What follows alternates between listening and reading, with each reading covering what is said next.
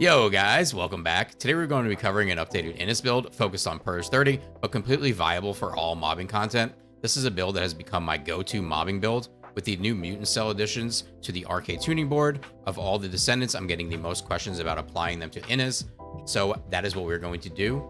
I will also explain how these are obtained and used. If you guys are interested in getting early looks into the builds, or seeing how I put this together, I'm live on Twitch every day, and right now we're in the middle of a subathon, so feel free to stop by, ask any questions you have, or just chill with me in the community. Link is in the description. With that out of the way, let's get into it.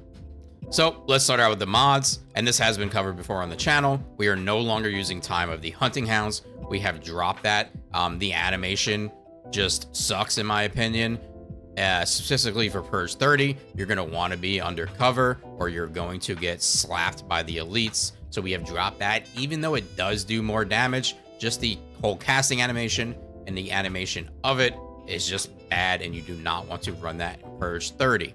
So that means we're going from tech skills to singular skills, which is why you will see we're now running focus on singular. We also have focus on electric. We have our two cooldown mods with MP conversion and nimble fingers. We're using skill insight with skill concentration, and front lines we are not using emergency measures.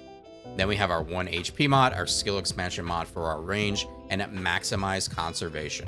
Maximize conservation is very nice for spamming her 3. That is why I've chose to go with this over Decimator. We have also chose to go with this over our other mods, which would be Veterans Tactics.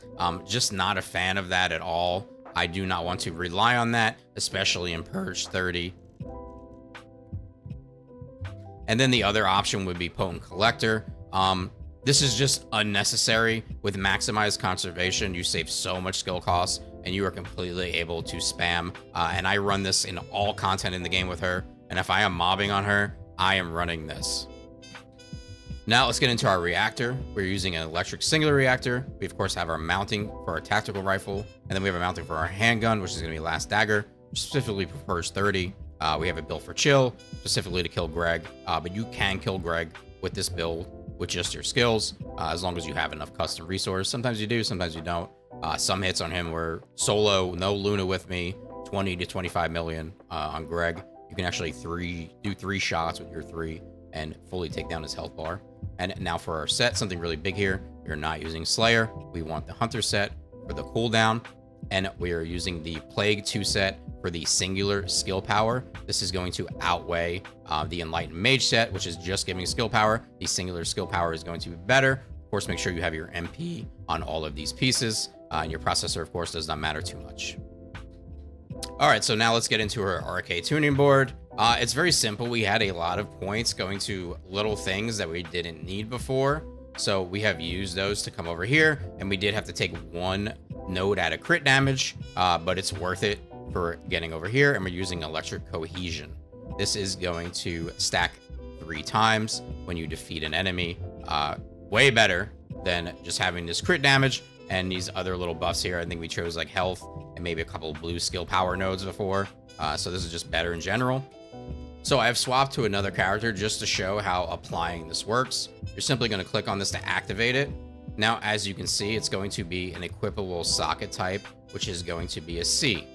So you're going to need to match that C, and certain ones are going to be for certain characters. So I'm going to go to my box here, and I'm going to get something for Viessa. And we're going to be going with Chill Cohesion, which is when defeating an enemy has a chance to grant chill cohesion to self. This is for defeating enemies. Same thing we were doing with electric cohesion. So we're going to select that. As we can see, it is a C slot. We will acquire. We will come over here, click on this again to unlock, where we will use our accelerant. And then you will simply slot in the mutant cell.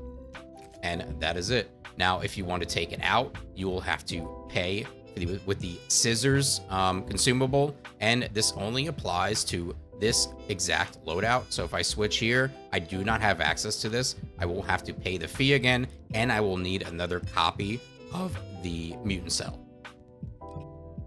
So once again, I will pull up the Arche Tuning for Ines just so there's no confusion. Hopefully that help you guys understand how the mutant cells are working. It's about a 5% drop rate from Sugma Sector to receive those. So good luck. I ran probably 9 hours, and I was getting about 1 an hour, but I've had a lot of people in my chat saying they have not had that kind of luck. Now for our Inversion Reinforcement, we're running chill focus rounds for our dagger, just in case we need to use it on Greg. Then we're just going with 2 HP nodes here to make sure we do not get downed. For our weapon, Secret Garden is our stat stick. I'm running triple sprint cores. Other than that, not too much really matters here. I do have mine built out, but you do not have to. I do suggest having brisk walk in it for the movement speed. And now for our Last Dagger, this is specifically built for Greg. We're gonna have a chill core with 2 firearm attack cores, 2 fire rate cores for our substats, weak point damage, firearm attack, firearm critical hit rate, and firearm critical hit damage. Now for our mod setup, same thing we've been running, Fire and Fiesta with Overwhelm. We have our weak point mods, our chill enhancement mods, our 2 critical hit damage mods, and action and reaction. And that covers everything for this updated Ines build. Any questions or suggestions about the build, let me know in the comments. The video will end with a Purge 30 public queue run I did, where I did 1.5 billion damage on her in 2 minutes and 13 seconds. Like and subscribe is appreciated. Thanks, guys. Peace.